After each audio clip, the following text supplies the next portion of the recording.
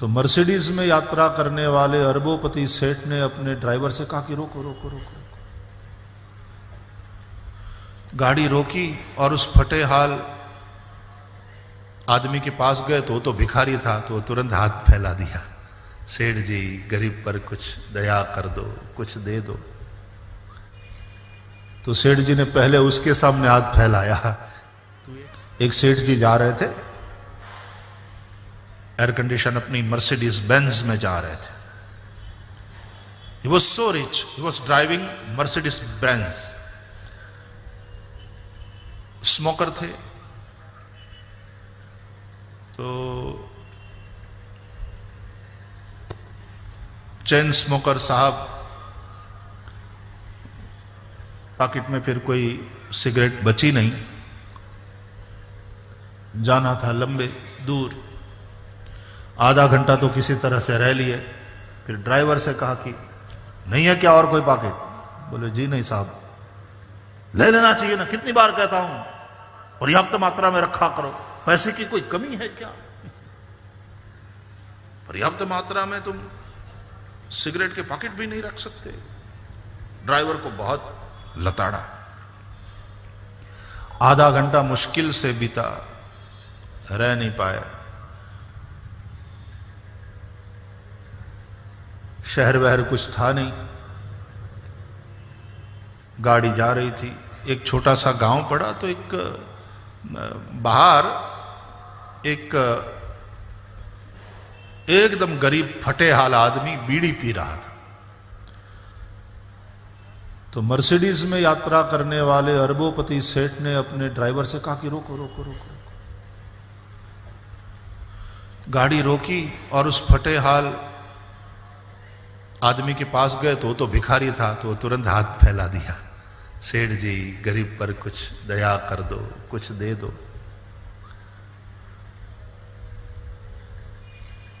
तो सेठ जी ने पहले उसके सामने हाथ फैलाया, तू एक बीड़ी दे दे मुझे।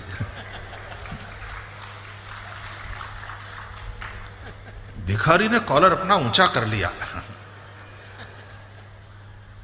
कि मैं अपने आप को भिखारी समझ रहा था, लेकिन मेरे सामने भी कोई भिखारी बनकर आया जो मुझसे मांग रहा है।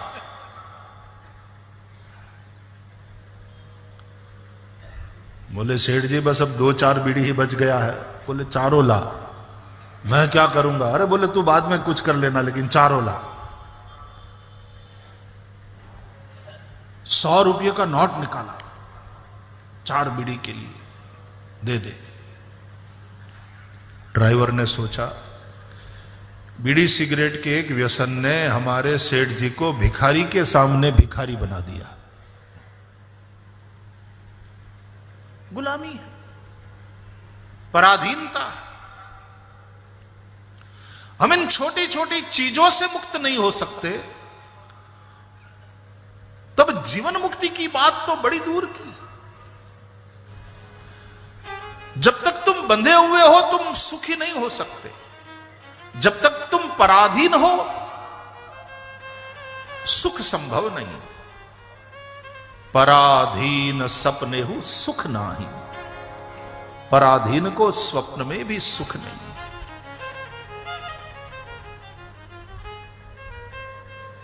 ऐसा मत समझना कि हम बहू है तो सास के अधीन है इसलिए दुखी है, पत्नी है तो पति के अधीन है इसलिए दुखी है, या तो पत्नी है पति के अधीन है इसलिए दुखी है, संतान है माँ बाप के अधीन है इसलिए दुखी है, प्रजा है राजा के अधीन है इसलिए दुखी। अरे भाई, घर के व्यवस्था, समाज के नीति नियम रीति रिवाज और राजा के कानून का पालन तो हमारे कल्याण के लिए आवश्यक है,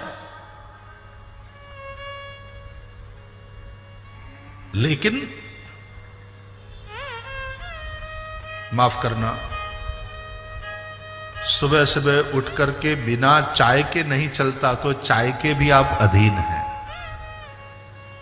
यह भी पराधीनता हुई। बिना चाय के नहीं चलता।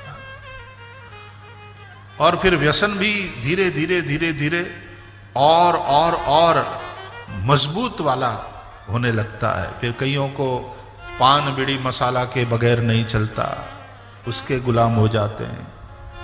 कहीं तो फिर उसके भी आगे ऐसा नशा करते हैं कि बिना पिए नहीं रह सकते। किसी भी प्रकार की पराधीनता आदमी को दुखी करती है। पराधीन सपने हो सुख नाही। सब प्रकार की परतंत्रताओं से, पराधीनताओं से मुक्त हो ले।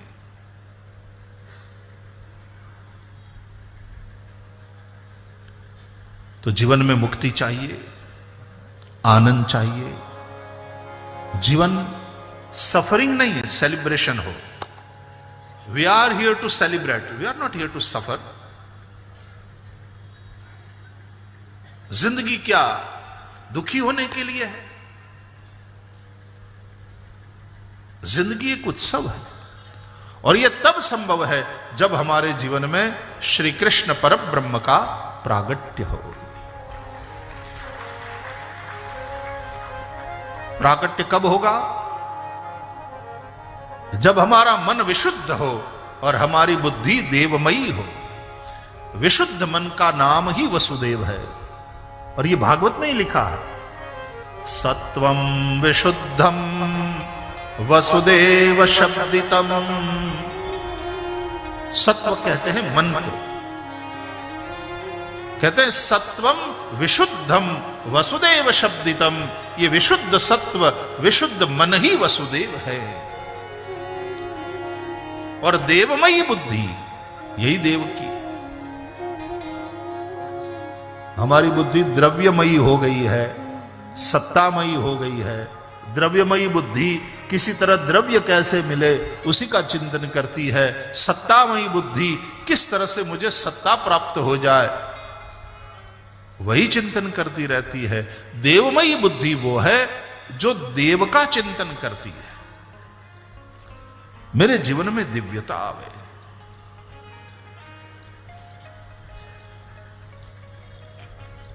ये कब होगा? बोले नित्य सत्संग करोगे तो बुद्धि देवमयी बनेगी, और नित्य सत्कर्म करते रहोगे तो मन विशुद्ध बनेगा। इसलिए कहा कि रोज प्रातः काल घंटा डेढ़ घंटा सत्कर्म करो, रोज सायंकाल घंटा डेढ़ घंटा सत्संग करो।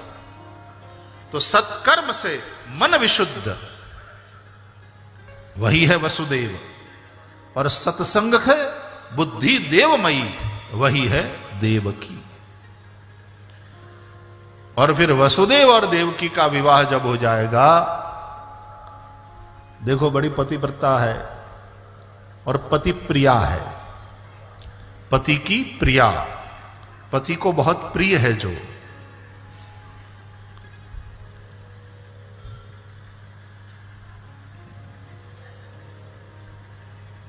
किसी को आशीर्वाद दो, यदि जोड़े को, या तो कोई बहू प्रणाम करे तो बड़ी माताएं उसको आशीर्वाद देती हैं।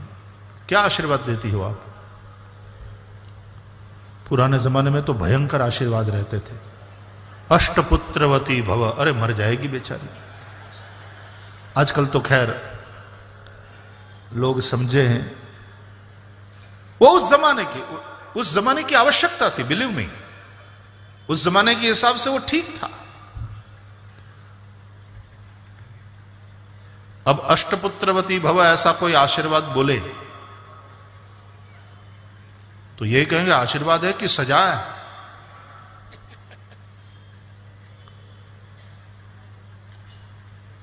अच्छा, कोई कोई कहते हैं अखंड सौभाग्यवती भव।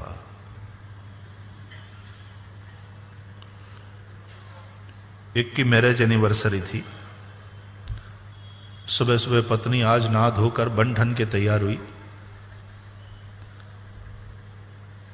पति के पास गई, आज हमारी मैरिज एनिवर्सरी है, लग्न तिथि है। फूल देकर और प्रणाम करिए पति को। वो वाली थी, इसलिए उसने प्रणाम किया पति को। तो पति ने सोचा कि मुझे कुछ आशीर्वाद तो देना चाहिए। पत्नी ने प्रणाम किया तो पति ने आशीर्वाद दिया, अखंड सौभाग्यवती भव। इसका मतलब मैं मरूं नहीं।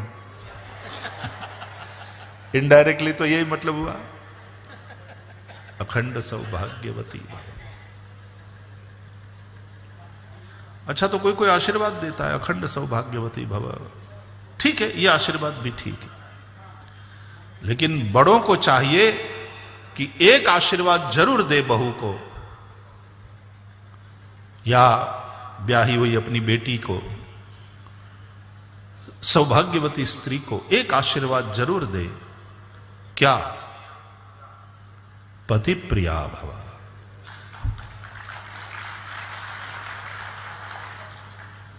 तुम अपने पति की प्रिया बनो, तुम पति की प्रिय हो जाओ।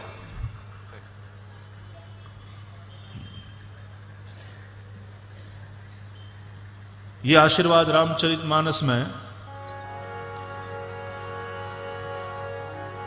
जब भगवान राम वन की ओर चल दिए तो जंगल में जो भिलनियां मिली, सीता जी के साथ उन सबकी बातें हुई और फिर जंगल की उन भिलनियों ने सीता को आशीर्वाद दिया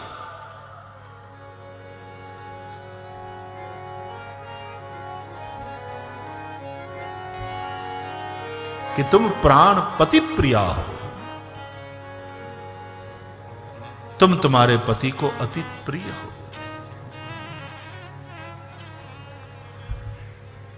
पार्वती सम पति प्रिय हो, पार्वती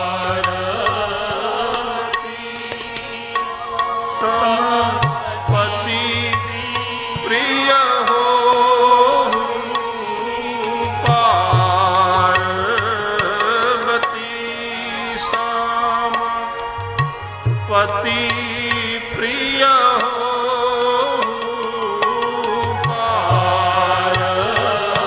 पार्वती सम पति प्रिय हो। देवी नम पर छाड़ब छो, नाम पर छाड़ब छो, देवी नाम पर छाड़ब छो, देवी नाम पर छाड़ब छोड़ी। पार्वती की भांति तुम पति प्रिया बनो। जिस प्रकार पार्वती अपने पति शंकर को बहुत प्रिय है, उसी प्रकार तुम पति प्रिया बनो। हे देवी सीते, हम पर सदा अपना स्नेह बनाए रखना, कृपा बनाए रखना। देखो, ये आशीर्वाद दो। और पति प्रिया कब बनेगी? वो पति को बार बार बोलना पड़े, oh you are my beloved and I love you so much, you are my universe, तुम ही मेरी दुनिया हो, तुम ही मेरा ब्रह्मांड हो। ऐसा बोलने से होगा ना, उसका व्यवहार ऐसा हो कि वो पति के प्रिय हो जाए। रामचरितमानस में महाराज दशरथ के विषय में जब तुलसीदास जी लिखते हैं, अवधपुरी रघुकुल मनि राऊ, वेद विदित तेहि दशरथ नाऊ, धर्म धुरंधर गुण निधि ज्ञानी, हृदय भगवती प्रगति मति सारंग प्राणी। कौशल्यादि नारी प्रिय सब आचरण पुनीत। पति अनुकूल प्रेम दृढ़ हरिपद कमल विनीत। अयोध्या के राजा दशरथ धर्म धुरंधर हैं, गुण निधि है, ज्ञानी हैं, हृदय में भक्ति भी है और मति में सारंग पाणी भगवान है। उनके कौशल्यादि नारी पत्नियां हैं। कैसी हैं पत्नियां उनकी? बोले कौशल्यादि नारी कैसी? बोले प्रिय, प्रिय है। पत्नी पति के प्रिय कब होती है? बोले सब आचरण पुनीत, जब पुनीत आचरण वाली हो। ओके, पत्नी के लिए पुनीत आचरण कौन सा है? बोले पति अनुकूल, पति के अनुकूल बन करके रहे, यही उसका पुनीत आचरण। हमारे यहां तो ऐसा होता था, मेरे पिता के यहां तो ऐसा होता था, और यहां आप लोगों के यहां तो छोड़, अब तेरी जिंदगी यहां है, अब ससुराल में आई है, अब यहां के जो नीति नियम है उसको स्वीकार करना पड़ेगा। इट्स लॉजिकल यार, जस्ट थिंक। यदि हम अमेरिका में जाए तो अमेरिका में इंडिया के कानून लागू होते हैं, अमेरिकन लॉज लागू होंगे ना। It's simple. जब तुम अमेरिका जाना चाहते हो और अमेरिका जाने के लिए तुमने वीजा के लिए अप्लाई किया है, तो फिर एक सीधी सी बात है कि अमेरिका में एंट्री आपको तब दिया जाता है कि आप अमेरिकन लॉज को फॉलो करेंगे। उसी तरह बाहर से किसी भी देश का नागरिक जब भारत की यात्रा के लिए आता है तो उसको भारत के जो कानून हैं वो मानने होंगे। जब शादी होती है,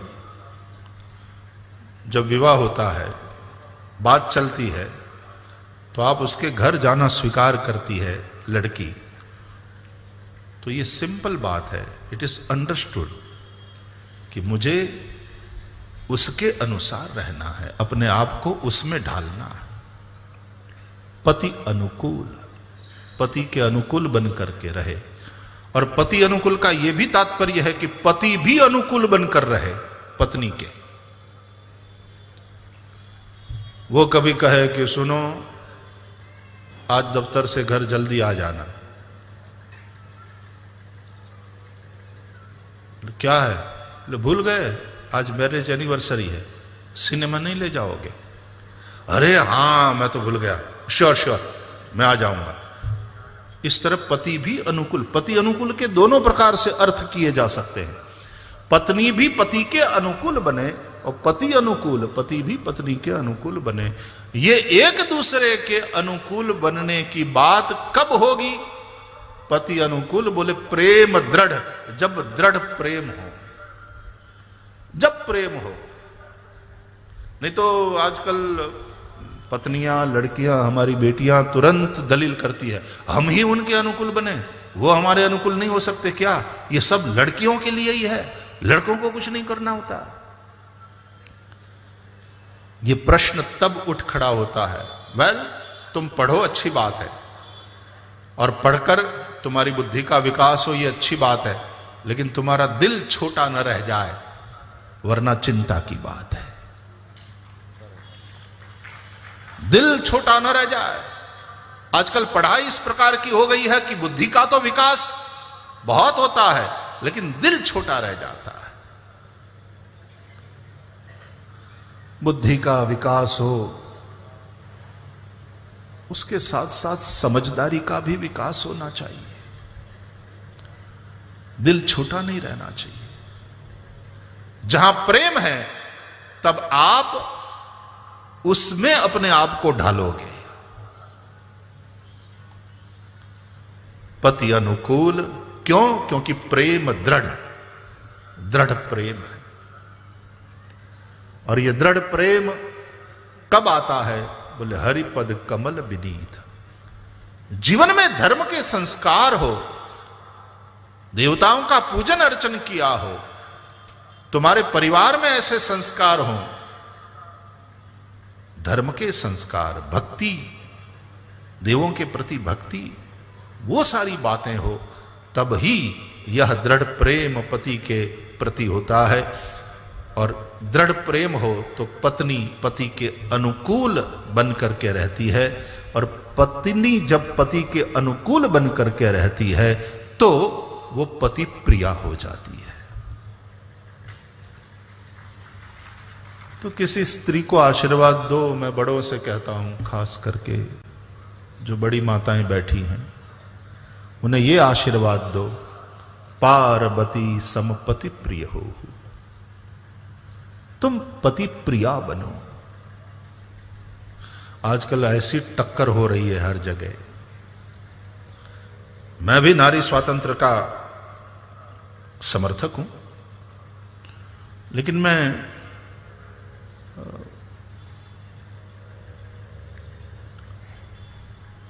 हमारे यहां गुजरात में कहते हैं पुरुष समोवड़ी, पुरुष की बराबरी करने वाली नारी। पुरुष के बराबर क्यों ना?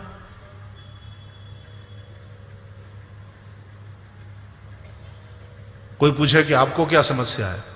अरे समस्या है कि तुम आगे हो। पुरुष के बराबर होने का तात्पर्य है पीछे आओगी। राधा कृष्ण बोला जाता है, कृष्ण राधा नहीं। सीताराम बोला जाता है, भवानी शंकर लक्ष्मी नारायण। मां बाप सीधे से ही मुंह से निकलता है, सरलता से सहजता से निकलता है। मां बाप, बाप मां, बोलने में भी तकलीफ होती है जीव को। पहले मां फिर बाप का नाम निकलता है, मां बाप। भाई मां बाप की सेवा तो सबको करनी चाहिए, भाई बाप मां की सेवा तो सबको। देखो जैसे स्पीड ब्रेकर आया बोलने में, भाई बाप मां की सेवा तो सबको करना चाहिए, और यह सीधे ही मां बाप की सेवा तो सबको करना चाहिए। हमारी संस्कृति में मातृशक्ति को आगे रखा है हमने, और इस प्रेम से, इस समझदारी से जो पति के अनुकूल बन करके घर को ठीक से बचाती है, चलाती है और बढ़ाती है, वह स्त्री वंदनीय है। इसलिए गृहिणी गृहम उच्चते। पुरुष घर बनाता है, पुरुष मकान बनाता है, लेकिन मकान को घर बनाने वाली स्त्री है। इसलिए गृहिणी को ही गृह कहते हैं। पुरुष पैसा है, कमाया है, तो उससे मकान बना लेगा, बढ़िया वाला मकान बनाया, लेकिन मकान को घर बनाने वाली, हाउस को होम में कन्वर्ट करने वाली, वो तो स्त्री है। समहाउ पति से पैसा मांगना पड़ता है, कहीं न कहीं वो उसके दिल में चुभती है बात। उसको पूछ पूछ करके सब करना पड़ता है, वो चुभती है बात कहीं न कहीं। और आजकल जैसे ही पढ़ाई हुई और तुरंत ये कहती है मैं खुद कमाऊंगी, मैं अपने पैरों पर खड़ी रहूंगी, मैं स्वतंत्र होऊंगी।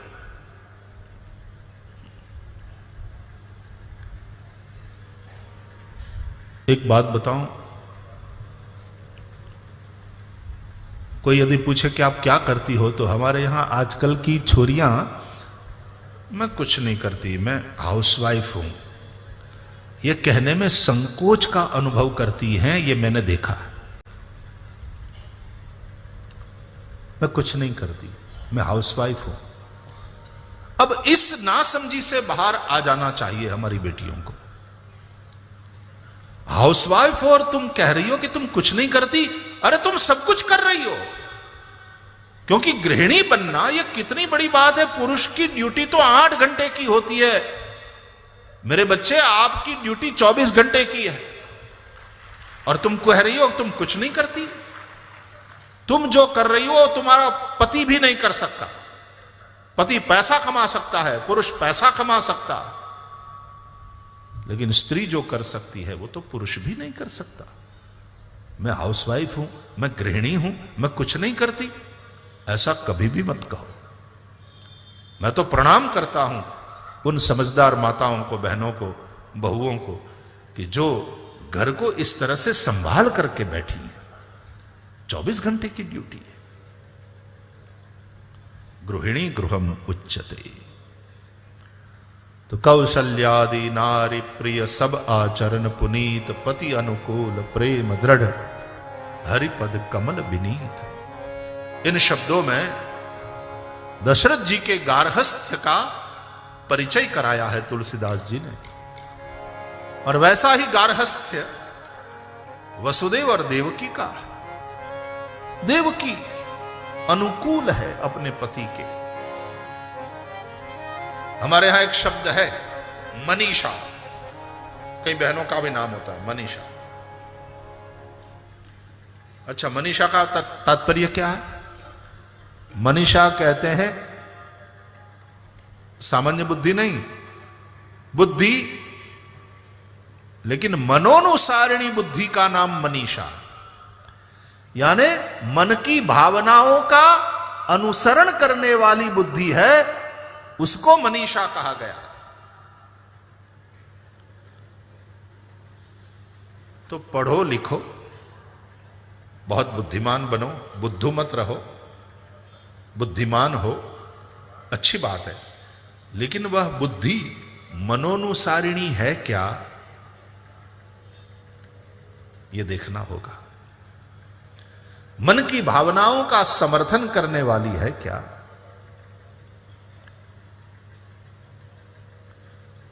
मन तो भोला है, मन तो पागल है, मन प्रेमी है, मन तो बच्चा है, मन पागल है, मन भोला है।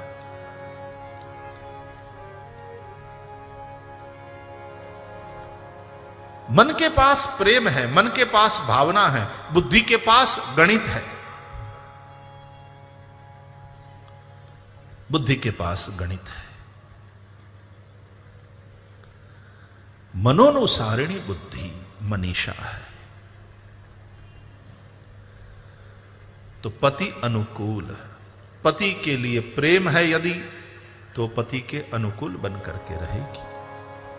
हमारे यहां तो परंपरा से यह व्यवस्था है गार्हस्थ्य की कि कुछ बातों में, खास करके घर की बातों में पत्नी की चलेगी, व्यवसाय में पति की चलेगी, क्योंकि व्यवसाय में, अपने ऑफिस में, दफ्तर में, फैक्ट्री में पति बॉस है, लेकिन व्यवहार में, परिवार के व्यवहार में पत्नी is the boss, she is the boss. उसको पूछकर करना पड़ता है पति को।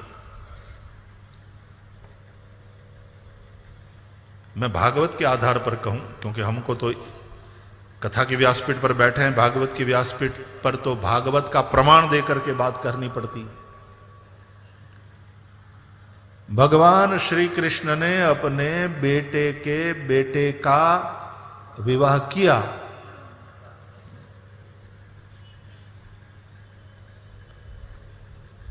तो अपनी पत्नी रुक्मिणी को पूछ करके किया, रुक्मिणी का अनुमोदन लेकर के। महाराज मनु ने अपनी बेटी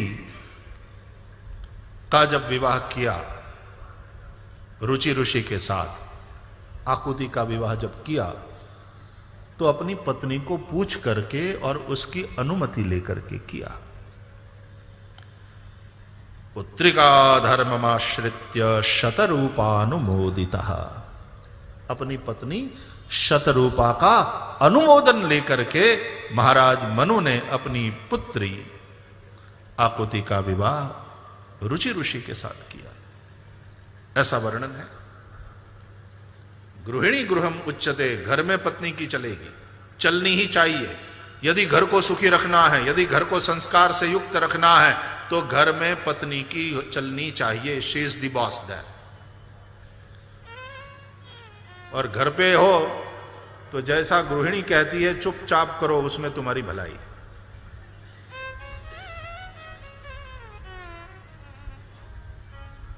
चुपचाप करो मतलब आप इसको अन्यथा न लें, ऐसा कैसे कर सकते हैं, नहीं तो पहला ही तो फायरिंग मां की ओर से ही आती है, बीवी के गुलाम। अब ये सामाजिक रोग है हमारे यहां, ये बड़ी समस्या है।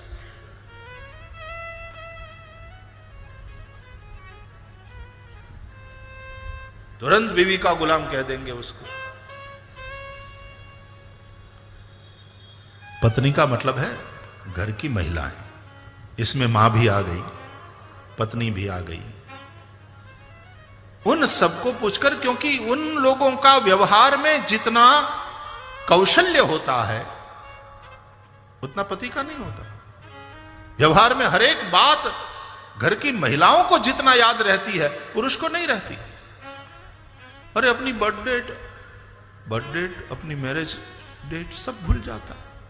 कितने साल हुए, कोई यदि पूछे अच्छा आज हमारी मैरिज एनिवर्सरी है, वाह वाह वाह बहुत बढ़िया अभिनंदन, कितने साल हुए दाम्पत्य जीवन को, वो तुरंत कहता है शायद 15। फिर बीवी की ओर देखेगा, कितने साल हुए अपने को।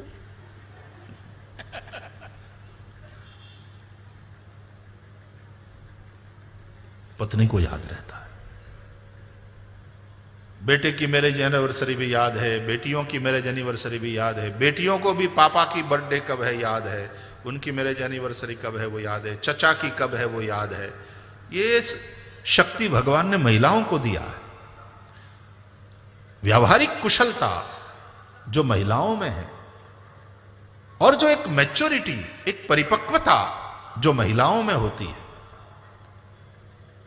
इसलिए घर की गृहिणी गृहम उच्यते, घर की बॉस तो वो है। तो व्यवहार में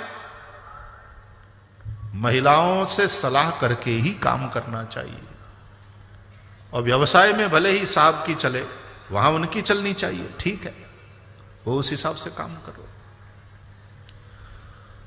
पति अनुकूल प्रेम दृढ़ हरिपद कमल विनीत। देवकी वसुदेव को बहुत प्रिय है,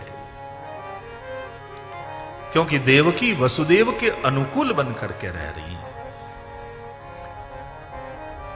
तो विशुद्ध मन है वही वसुदेव है, और देवमयी बुद्धि को ही देवकी कहते हैं।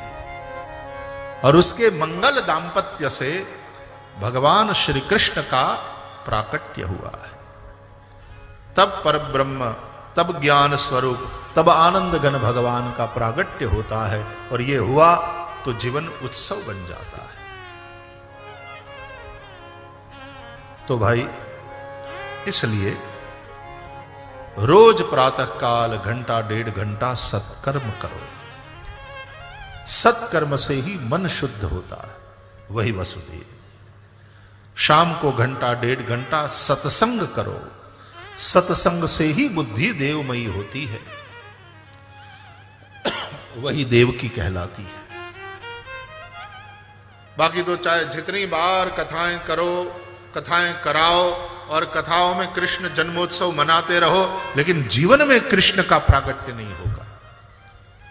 हम इसलिए कथा सुनते हैं बार बार, हर कथा के द्वारा फिर एक चांस, फिर एक संभावना, फिर एक पॉसिबिलिटी बन जाती है कि तुम्हारे जीवन में कृष्ण प्रकट हो जाए, ब्रह्मानंद प्रकट हो जाए। एवरी कथा gives you another chance, one more chance, है ना। एक बार हम निशाना चुक गए तो कहते चलो फिर से ट्राई करो, दूसरी बार भी चुक गए, चलो तीसरी बार ट्राई करो। हर कथा बार बार सुनना चाहिए। क्यों? कब तक?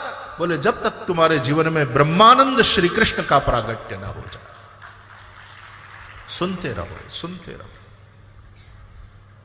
और एक बार ब्रह्मानंद श्री कृष्ण का प्रागट्य हो गया, फिर बोले फिर तो कथा के प्रति ऐसा प्रेम हो जाएगा, कथा के प्रति ऐसा लगाव हो जाएगा कि फिर तो बिना कथा के तुम रह ही नहीं पाओगे।